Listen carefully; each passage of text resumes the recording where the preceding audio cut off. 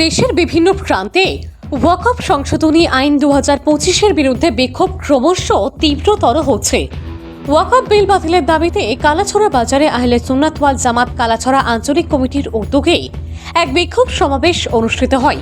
এদিনের বিক্ষোভ সমাবেশে উপস্থিত ছিলেন প্রদেশ কংগ্রেস কমিটির সদস্য গিয়াসউদ্দিন চৌধুরী, প্রদেশ কংগ্রেস কমিটির সদস্য হিরালাল নাথ, প্রদেশ কংগ্রেস কমিটির সম্পাদক ইন্দ্রজিৎ পাল সহ প্রমুখরা। তবে এই সমাবেশ এখানেই শেষ নয়, আগামীতে আরও বৃহৎ আন্দোলন গড়ে তোলা হবে বলে জানান উপস্থিত সকলেই বক্তব্যের মাধ্যমে। ভানু চৌধুরীর রিপোর্ট, আসাম প্রাইম নেটওয়ার্ক।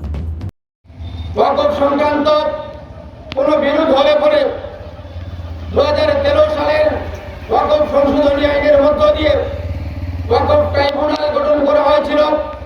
এই সমস্ত বিষয়গুলো নিয়ে যদি কোনো মামলা বা বিবাদ হয়, সেগুলো নিষ্পত্তি করবার জন্য দায়িত্ব ছিল ওয়াকফ ট্রাইব্যুনালের। আজকে আমাদের দেশের সরকার সেই ওয়াকফ ট্রাইব্যুনালের সেই ক্ষমতাগুলো তারা হস্তান্তর করেছেন। এখানে স্পষ্ট করে বলে দেওয়া হয়েছে যে ওয়াকফ ট্রাইব্যুনালের সমাধান হবে না, তার জন্য সমাধান করতে হবে আদালতে দাঁড়িয়ে। আমাদের ওয়াকফ প্রত্যেকটা রাজ্যের মধ্যে যে ওয়াকফ কমিটি আছে, ওয়াকফ থেকে যে আয়গুলো হয়, ওয়াকফ পরিচালনা করবার জন্য তার কর্মচারীরা আছেন প্রত্যেকটা রাজ্যের মধ্যে, তার 7% আয় দিয়ে সেই সমস্ত কর্মচারীদের বেতন ভাতা মিটিয়ে দেওয়া হয়। বাকি টাকাগুলো ওয়াকফ সম্পত্তি থেকে যে আয়গুলো হয়, এগুলো মুসলিম সমাজের বিভিন্ন উন্নয়নমূলক কাজে এগুলো ব্যবহার করা হতো। আজকের দিনে দাঁড়িয়ে এই সংশোধনী বিলের বা সংশোধনী আইনের মধ্য দিয়ে ওয়াকফ কমিটির হাতে যে ক্ষমতাগুলো ছিল, সেই ক্ষমতাগুলো করে নেওয়া হচ্ছে।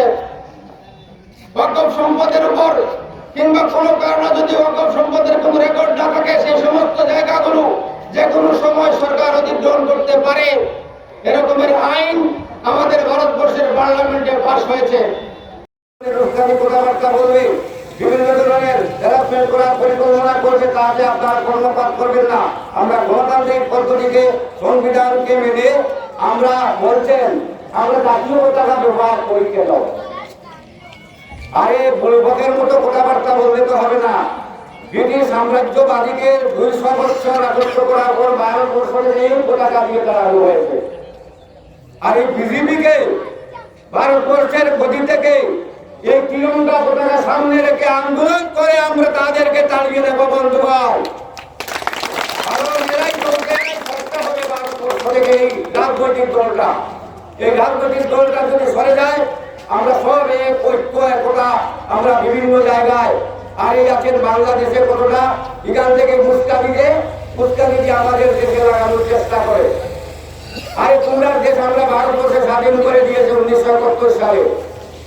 যেখান থেকে মোবাইলে টুইট করবো, বিভিন্ন ধরনের মন্তব্য করবো, বিভিন্ন ধরনের বাজে মন্তব্য করবো, এদের সঙ্গে আমাদের কোনো সম্পর্ক নেই।